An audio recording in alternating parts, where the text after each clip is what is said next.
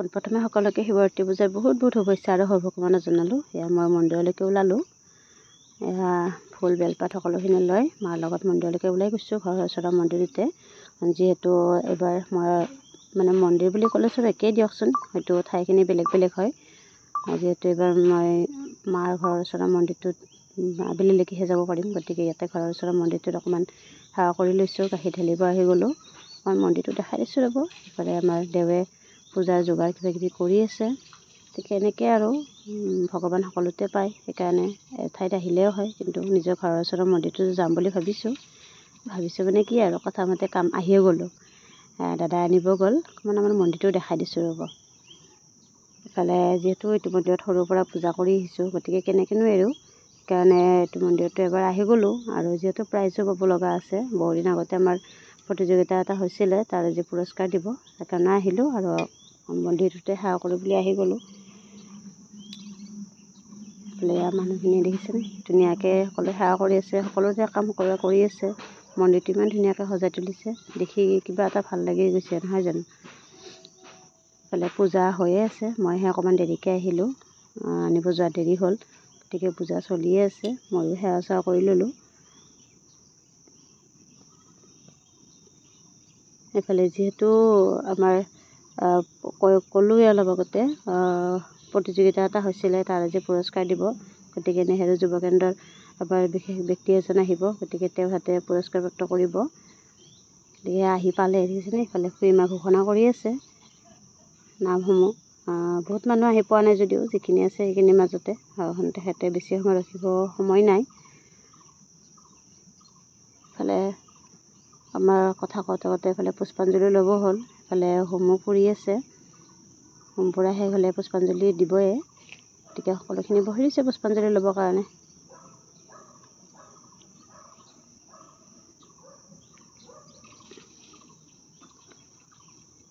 এইফালে আমাৰ পুষ্পাঞ্জলি আৰম্ভ হৈ গ'ল।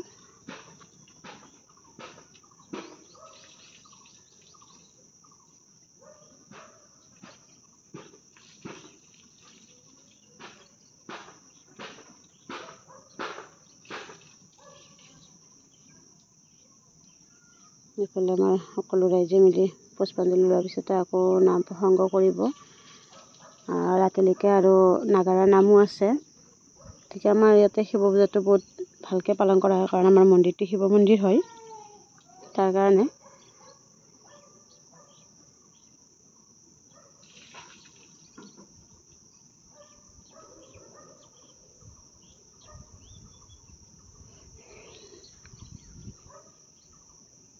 এইফালে নামো আৰম্ভ হৈ গ'ল, কাৰণ পুষ্পাঞ্জলি লোৱা হ'লে যিহেতু।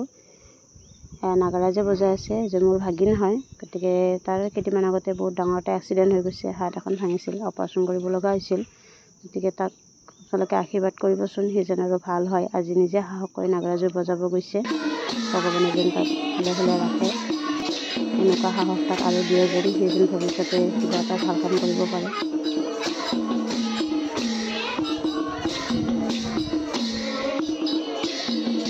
এইফালে আমাৰ নাম প্ৰসংগ বন্ধ কৰাৰ লগে লগে এইফালে আমাৰ নাগাৰা নামো আহি গ'ল।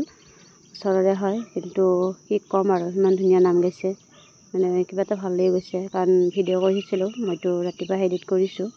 এইফালে বম বম বুলি কৈ একেবাৰে ভগৱানৰ প্ৰিয় বস্তুটো খাই ল'লোঁ, শিৱ বাবাৰ প্ৰিয় বস্তু। অকণমান ঘোটা খাই লৈছোঁ। এইফালে ইয়াতে ভাং চাং দিয়া নাই দিয়ক।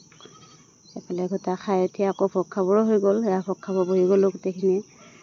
প্ৰায় ৰাতি এতিয়া 12 বাজি গৈছে, কিন্তু তথাপিও যেন মন্দিৰৰ ভোগখিনিৰ কাৰণে সকলোৱে ৰৈ আছে।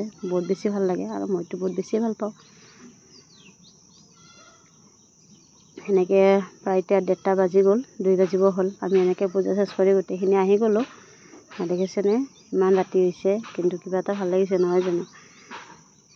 ঠাণ্ডা ঠাণ্ডা ভাবো আহিছে, কিন্তু কাৰো যেন চকুত টোপনি নাই। পূজা চেছ কৰিহে আহিলোঁ আমি। অকণমান দেখাই দিছোঁ আপোনালোকক, কেনেকৈ নামি নামি আহিছে গোটেইখিনি। পুৰস্কাৰ দিব বুলি কৈছিলোঁ নহয়, এখন সুন্দৰ কিতাপ এখন পালোঁ, বহুত বেছি ভাল লাগিল। বেলেগ বস্তু দিয়াতকৈ কিতাপ এখন দিলে সকলোৰে ভাল লাগে, নহয় জানো। তাত থকা সকলোখিনি শিকিব পাৰি, আৰু নজনা বস্তু জানিব পাৰি। গতিকে আজিলৈকে বাই বাই। ভিডিঅ'টো চাই এনেকুৱা পালে জনাব।